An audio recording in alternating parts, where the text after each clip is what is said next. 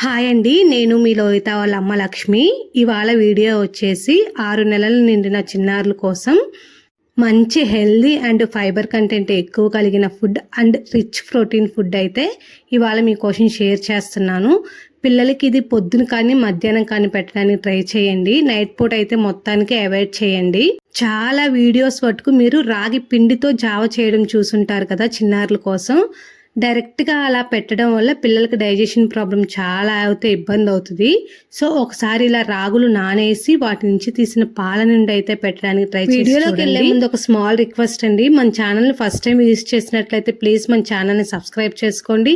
And video అంతా నచ్చినట్లయితే please ఒక లైక్ అయితే వేయండి.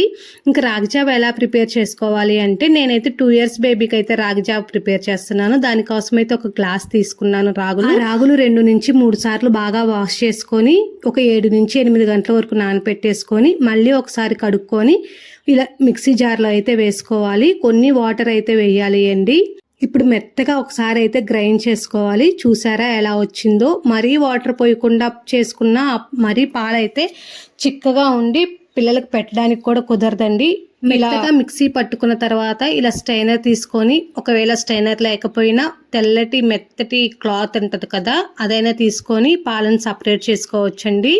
ఇలా సేమ్ ప్రాసెస్ మళ్ళీ ఇంకొకసారి అయితే రిపీట్ చేసుకోవాలి. సో మనకు రాగుల్లో ఉన్న మిల్క్ పదార్థం అంతా అయితే బయటకు వచ్చేసిద్ది. చిన్న పిల్లల నుంచి పెద్దవాళ్ళ వరకు బాగా హెల్దీగా మంచిగా తినే ఫుడ్ అండి. మీకు ఎప్పుడన్నా రాగి జావ పిండితో తాగాలి అనిపించకుండా ఉన్నట్లయితే ఒకసారి అయితే ఇలా ట్రై చేసి చూడండి.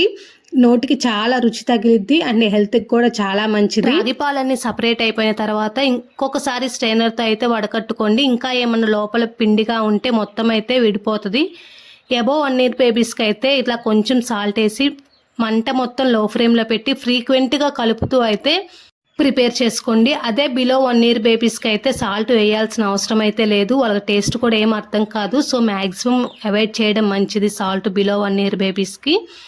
ఒకవేళ పిల్లలు తీపి ఎక్కువగా తింటారు ఇష్టంగా అనుకుంటే ఈ స్టేజ్లోనే కొంచెం బెల్లం తురుముకొని వేసుకున్నాము అంటే వాళ్ళకి బాగుంటుంది. లోహిత ఎక్కువైతే తినదండి బెల్లం, అందుకని నేనైతే వెయ్యను. ఇది ప్రిపేర్ చేసుకునేటప్పుడు బాగా గుర్తుపెట్టుకోండి. ఒక క్షణం పాటు మనం బయటికి వెళ్ళినా మొత్తం గడ్ల కట్టిపోతుంది. పిల్లల నోటి దగ్గర దూరగా పడేసిన వాళ్ళం అవుతాం తప్ప వాళ్ళకి పెట్టము. సో మనకు ఎంత పని ఉన్నా ఇదైతే స్టవ్ మీద పెట్టాము అంటే దీని దగ్గరే ఉండి జాగ్రత్తగా అయితే చూడండి. ఇంకా ఈ కన్సిస్టెన్సీకి వచ్చాక స్టవ్ ఆపేసేయండి. ఎప్పుడైనా పిల్లలకి ఏదన్నా ఫుడ్ పెట్టేటప్పుడు 1 hour లోపే పెట్టేసేయండి. కానీ 1 hour దాటింది అంటే మనం ప్రిపేర్ చేసింది పెట్టడానికైతే పూర్తిగా ఆపేసేయండి. ఇది కొంచెం గోరువెచ్చగా ఉన్నప్పుడు కాస్త నెయ్యి వేసి పిల్లలకి పెట్టేసేయండి. చాలా తృప్తిగా నిద్రపోతారు. అంటే డైజెషన్ ప్రాబ్లం ఉన్నా చాలా వట్టుకైతే కంట్రోల్ అయిపోతుందండి రాగి జావ.